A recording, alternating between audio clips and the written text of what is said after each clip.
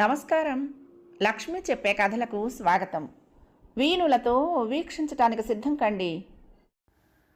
ప్రియ సఖులు, ఇప్పుడు మనం ప్రముఖ రచయిత శ్రీ ఎంబీఎస్ ప్రసాద్ గారు రచించిన కథను నమ్ముకున్నవాడు అనే ఒక చక్కటి మిస్టరీ కథను విందామండి. ఈ థ్రిల్లింగ్ కథలు ఆంధ్రప్రభ వారపత్రికలో 1999 సంవత్సరంలో ధారావాహికంగా వారం వారం ప్రచురించబడ్డాయి. ఇక ఇప్పుడు కథను మొదలుపెట్టిస్తున్నానండి. కేసు వివరాలు వింటున్న కొద్దీ ఇన్స్పెక్టర్ మురళీధరానికి ఇదెక్కడో విన్నట్లు అనిపించింది. ఇంతకుముందు కూడా ఇలాంటిదే జరిగిందా? అదేదో గుర్తుకొస్తే బాగుండును.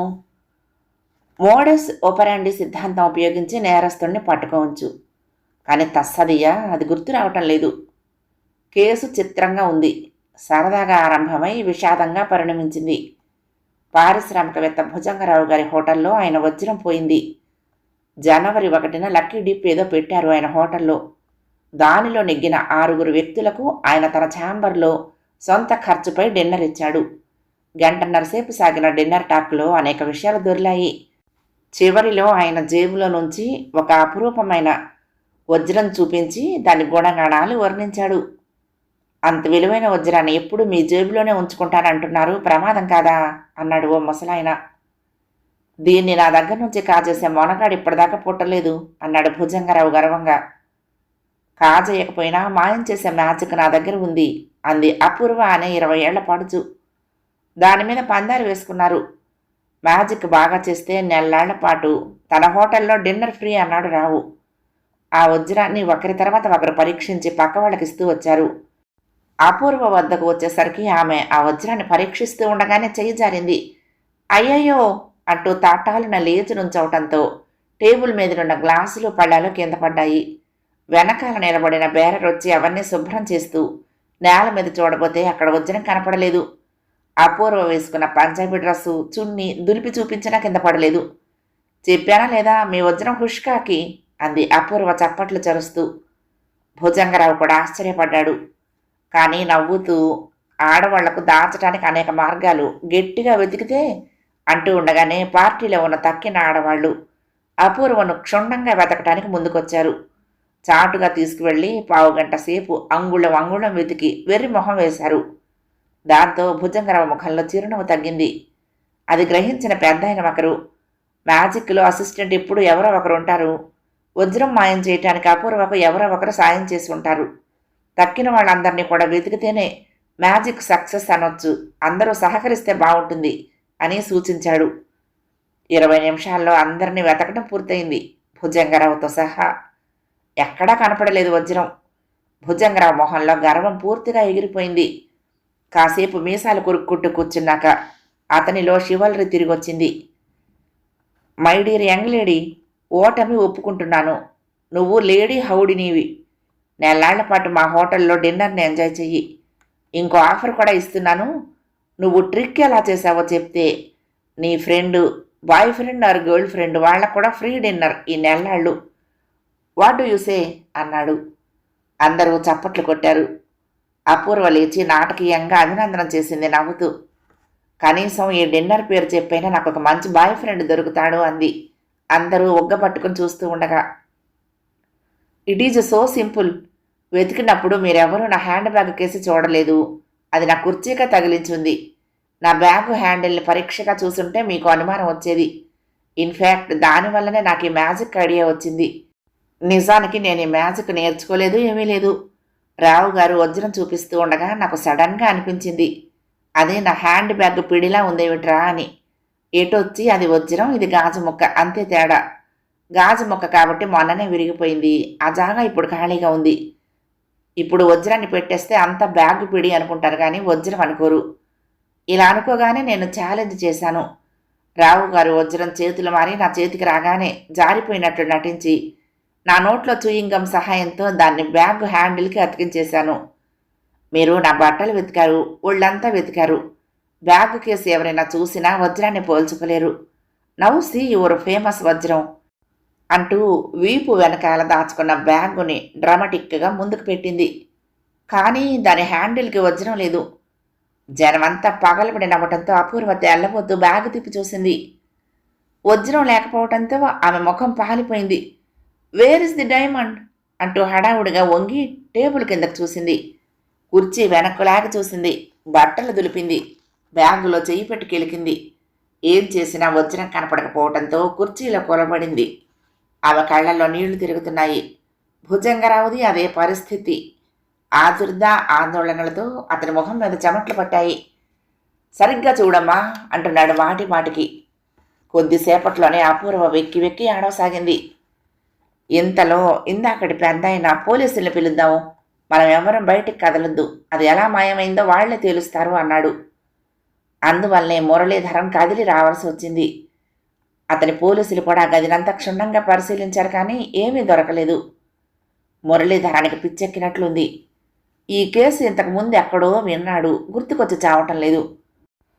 ఒక్కొక్కళ్ళని ఇంటరాగేట్ చేస్తూ ఉంటే ఎప్పటికో అప్పటికి పోలిక తాడుతుందని ఆశించాడు. ఆశించినట్లుగానే అపూర్వను ప్రశ్నిస్తూ ఉండగా చట్టని జ్ఞాపకానికి వచ్చింది చిన్నప్పుడు చదివిన ఓ కథ. అందులోనూ ఇంతే. ఒక ధనికుడికి తన వజ్రాన్ని అందరికీ చూపించడం హాబీ. ఓ రోజు పార్టీలో అందరికీ అలాగే చూపిస్తాడు. మర్నాడు కూడా అదే జనాభాతో పార్టీ. నిన్న చూపించినట్లు మళ్ళీ వజ్రాన్ని చూపించి చూద్దాము, మాయం చేస్తాను అంటుంది ఒక చిన్నపిల్ల. పందానికి ఒప్పుకుని ధనికుడు వజ్రాన్ని పాసాన్ చేస్తూ ఉంటే మాయమైపోతుంది. చివరికి ఆ పిల్ల దాని ముఠాయే దీనికి కారకులను తేలుతుంది. నేరస్తులు ఎవరో గుర్తుకొచ్చింది, కానీ ఆ డిటెక్టివ్ ఎలా కనిపెట్టాడో తట్టలేదు మురళీధరానికి. అపూర్వతో మాట్లాడుతూనే ఆలోచిస్తూ ఉన్నాడు. అవును, ఆ వజ్రాన్ని హ్యాండ్ బ్యాగ్ హ్యాండిల్కి ఎలా అతికించావు అని అడుగుతూ ఉండగా గుర్తుకొచ్చింది కథలో డిటెక్టివ్కి ఆ చిన్న పిల్లపై అనుమానం ఎందుకు వచ్చిందో. కథలో అమ్మాయి పారాఫిన్ మైనంతా ఫిక్స్ చేశానంటుంది. పందెం అప్పటికప్పుడు అనుకుని వేసుకున్నది కదా, మరి ముందుగా పారాఫిన్ ఎందుకు తయారుగా పెట్టుకున్నట్లు అని డిటెక్టివ్ ప్రశ్న. అపూర్వ వద్ద సమాధానం రెడీగా ఉంది. చూయింగ్ గమ్తో అంటించాను. 24 గంటల్లో అది నమలటం నాకు అలవాటు. నా బ్యాగులో ఎప్పుడూ ఉంటుంది అంది. నిజానికి అప్పుడు కూడా ఆమె గమ్ము నములుతూనే ఉంది. మురళీధరానికి కథలో ఇంకో అంశం గుర్తుకొచ్చింది. ఆ పిల్లది ఒక ముఠ. ఆమె తండ్రిగా నటించిన వాడు వజ్రాన్ని ముందే మార్చేస్తాడు. వాళ్ల ముఠా సభ్యుడే అయిన బేరర్ చేతికి దాన్నిచ్చి వాడి ద్వారా బయటకు చేరవేస్తాడు. వజ్రం బదులు గాజు మొక్క పాసాన్ చేస్తాడు. దాన్ని ఈ పిల్ల మాయం చేస్తుంది. కానీ ఎలా గుర్తు రావటం లేదు. ఈ పార్టీలో ఉన్న వాళ్లలో మీ బంధువులు ఎవరైనా ఉన్నారా అడిగాడు మురళీధరం. ఎవరూ లేరు, కానీ అలా అడిగారేం అంటూనే అపూర్వ చిరునవ్వు నవ్వింది. మొన్న మధ్య స్టార్ ఛానల్లో వచ్చిన కథ చూసారా ఏమిటి అని అడిగింది. ఏ కథ అడిగాడు మురళీధరం. ఇలాగే ఓ డబ్బున్నవాడి వజ్రం పోతుంది. ఒక అతను పేపర్ కోసం డబ్బు బయటకు విసిరితే అతని మీదకు అనుమానం వస్తుంది.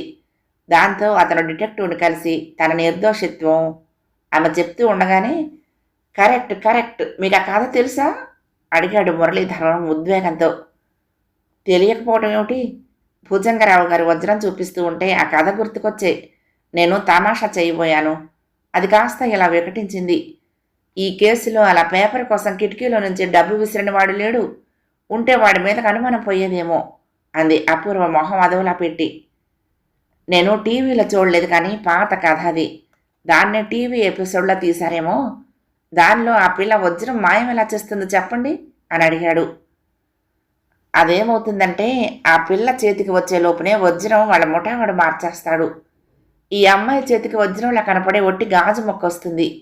ఈమె చేతిలో నుంచి జార విడిచి లేచి గౌను దులుపుకుంటున్నట్లు మంచినీళ్ళ గ్లాసు కింద పడేస్తుంది. ఆ గ్లాసుతో పాటు ఆ గాజు ముక్కను కూడా తొక్కేసి పొడి పొడి చేసేస్తుంది. బేరర్ వచ్చి మొత్తం గాజు పొడంతా ఎత్తి పారేస్తాడు.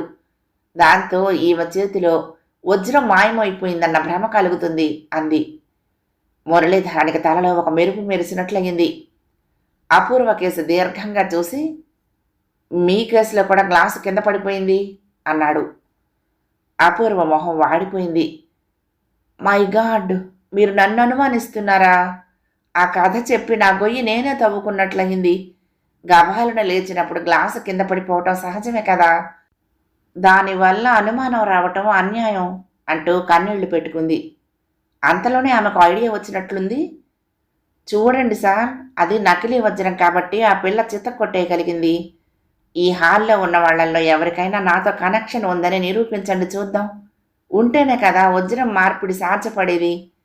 పైగా నా కేసులో గ్లాసు కింద పడిపోయింది. కానీ పొడి అయిపోలేదు. 2-3 ముక్కలయ్యిందంతే. బేరరొచ్చి ఆ ముక్కలు మాత్రం తీసుకువెళ్ళిపోయాడు. కావలిస్తే అడగండి అంది. మురళీధరానికి ఆమె లాజిక్ నచ్చింది. అయినా ఎందుకైనా మంచిదని గ్లాసు ముక్కలు శుభ్రం చేసిన బేరర్ ఎవరో కనుక్కొని అతన్ని ప్రశ్నించమని కానిస్టేబుల్ని పంపించాడు. ఈలోగా అపూర్వ పుట్టుపూర్వోత్తరాలు పూర్తిగా తెలిసాయి. ఆమెది మధ్యతరగతి కుటుంబం, బాగా చదువుకున్నది. కుటుంబం నడిపే బాధ్యత ఆమెపై పడింది. ఉద్యోగం ఏది దొరకటం లేదు. సరదాగా హోటల్కి వచ్చింది. లక్కీ డిప్పులో గెలిచింది. పార్టీలో భుజంగరావును ఇంప్రెస్ చేసి ఉద్యోగం సంపాదిద్దామనుకుని ట్రిక్ వేయబోతే ఇలా బిడిసి కొట్టింది. ఆమె అందచందాలు, తెలివితేటలు, ధైర్యం మురళీధరాన్ని ముగ్ధుడిని చేశాయి. కానిస్టేబుల్ తిరిగొచ్చాడు. బేరర్ని క్షుణ్ణంగా ప్రశ్నించడంతో పాటు అతని డ్రెస్ కూడా వెతికాడట. వజ్రం దొరకలేదు. గ్లాసు ముక్కలు 3 మాత్రమే ఉన్నాయి. గాజు పొడి లాంటిది ఏదీ లేదుట. తక్కిన వాళ్ళని ప్రశ్నించడానికి ఇంకొక గంట పట్టింది. చివరికి చూస్తే మురళీధరానికి ఏమీ తోచలేదు. వజ్రం పోవటానికి ఎక్కడా అవకాశం కనపడటం లేదు. రూమ్లో అంగుళం వెతకటం అయిపోయింది. అపూర్వ బ్యాగ్ హ్యాండిల్ నుండి వజ్రాన్ని పీకి రూమ్లో నుంచి బయటకు పట్టుకెళ్లిన వారెవరు? తను చదివిన కథ శాంతం గుర్తుకొచ్చినా ప్రయోజనం లేకపోయింది. అనుమానం అపూర్వ మీదకే పోతుంది, కానీ ఆమె వజ్రాన్ని ఎలా మాయం చేయగలిగిందో తెలియటం లేదు. ఇది ప్రీ ప్లాన్డ్ క్రైమ్ కాదు. భుజంగరావు వజ్రం చూపిస్తూ ఉండగానే ఆమెకు ఆ టీవీ కథ గుర్తుకొచ్చి ట్రిక్ చేసి ఉండొచ్చు. బహుశా ఆమె బ్యాగు హ్యాండిల్కి వజ్రం అతికించి ఉంచిన సమయంలో దాన్ని గమనించిన వారెవరూ లేరు. ఆమె చెప్పిన మాట నమ్మాల్సిందే. వజ్రాన్ని ఎలాగోలా మాయం చేసి హ్యాండిల్కి కాస్త గమ్ పూసేసి తర్వాత అక్కడి నుంచే దొంగిలించబడిందని నాటకం ఆడుతూ ఉండొచ్చు. కానీ ఎలా మాయం చేసి ఉండొచ్చు? అపూర్వ లాంటి తెలివైన యువతి ఆ కథకు ఈ సంఘటనకు పోలికొస్తుందని తెలిసి ఇంకొక రకంగా డీల్ చేసి ఉండొచ్చు. కానీ అప్పటికప్పుడు ఆలోచించి గ్లాసు కావాలని పడేసి ఉండొచ్చు. మరి దాన్ని పొడి చేయకుండా వదిలేసింది అంటే వజ్రాన్ని బయటకు చారేయడానికి బేరర్ను ఉపయోగించుకుందా? ఎలా? మురళీధరానికి చట్టున తట్టింది. బేరర్ వంగి గ్లాసు ముక్కలు ఏరుతూ ఉండగా అతని కోటు జేబులో వజ్రాన్ని పడేసి ఉండొచ్చు. మరుక్షణంలో మురళీధరం బేరర్ ఉన్న గదికి పరిగెత్తుకు వెళ్ళాడు. అతని డ్యూటీ అయిపోయింది. బట్టలు మార్చుకుంటున్నాడు. మురళీధరం అతని కోటు జేబులో చేతులు పెట్టి జాగ్రత్తగా వెతికాడు. ఏమీ దొరకలేదు. ఒక్క క్షణం అయోమయంలో పడ్డాడు అతను. తేరుకుని బేరర్ గత చరిత్ర గురించి అడగటం మొదలుపెట్టాడు. అడుగుతూ ఉండగానే అతని నిశిత దృష్టి యూనిఫామ్ మడతల మీద పడింది. నీ డ్యూటీ అయిపోయి వచ్చినా కోటు ఇంత తెల్లగా ఎలా ఉంది? అడిగాడు హఠాత్తుగా. అదే అండి, ఇందాక షర్టు మీద టొమాటో కచ్చప్పు ఒలికితే తీసి ఉతకటానికి పడేసి ఇంకొకటి వేసుకున్నానండి చెప్పాడు. ఎప్పుడు ఒలికింది? ఏమోనండి, సరిగ్గా గుర్తులేదు. ఇందాక గ్లాసు ముక్కలు ఏరుతూ ఉంటే పైన టేబుల్ మీద నుండి నీళ్లు కారాయి. దాంతోపాటు కెచప్ కూడా కారిందేమో మరి అన్నాడు. సరే, దాన్ని ఉతకటానికి ఎక్కడ పడేశావు? అదిగో ఆ మూల పడేస్తే రేపొద్దున దోబి వచ్చి తీసుకువెళ్తాడు అన్నాడు. సరే, నువ్వు వెళ్ళు. మురళీధరానికి అర్థమైపోయింది. అపూర్వే పైనుండి కెచ్చప్పు వంపి ఉంటుందని.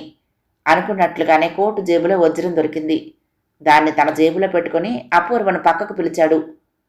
కోటు మార్చడంతో వజ్రం ఆచూకీ తెలియకుండా పోతుందని అంచనా వేశావు. పోలీసులు వెళ్ళిపోయాక నెమ్మదిగా వచ్చి తీసుకుందాం అనుకున్నావు. సింగిల్ హ్యాండెడ్గా నేరం చేద్దాం అనుకున్నావు. కానీ ఒకవేళ ఆ బేరర్ గమనించి వజ్రాన్ని తీసేసుకుంటే అని అడిగాడు. ఆమె తల వంచుకుని, కుటుంబానికి సంబంధించిన అప్పులు తీర్చాలంటే కొన్ని రిస్కులు తీసుకోక తప్పదు సార్ అంది నిర్వికారంగా. భుజంగరావు లాంటి స్మగ్లర్కి ఒక వజ్రం తక్కువైతే నష్టమేమీ లేదు. దొరకలేదని చెప్పేసి దాన్ని అమ్మించి డబ్బు ఇస్తాను. అప్పులు తీర్చిపారాయి. ఇకపైన అలాంటివి చేయనని మాటిచ్చి నన్ను పెళ్లి చేసుకో. ఇద్దరం మీ కుటుంబ భారం వహిద్దాం అన్నాడు మురళీధరం. తలెత్తి ఆశ్చర్యంగా చూసింది అపూర్వ. ఏమిటి, ఇదంతా తెలిసి కూడానా? ఆహా అంటూ ఆమె భుజం మీద చెయ్యి వేసి దగ్గరకు లాక్కున్నాడు మురళీధరం. అపూర్వ మురిపెంగా అతని కౌగిలిలో ఒదిగిపోయింది. కథ సమాప్తం. ప్రియ సఖులు, ఈ కథ మీకు నచ్చితే తప్పకుండా లైక్ చేయండి, షేర్ చేయండి, కామెంట్ చేయండి. సబ్స్క్రైబ్ చేసుకుని నన్ను ఎంకరేజ్ చేయండి. ఉంటానండి. ప్రేమతో లక్ష్మి, కృష్ణాతీరం దుర్గమ్మ సన్నిధానం. నమస్తే.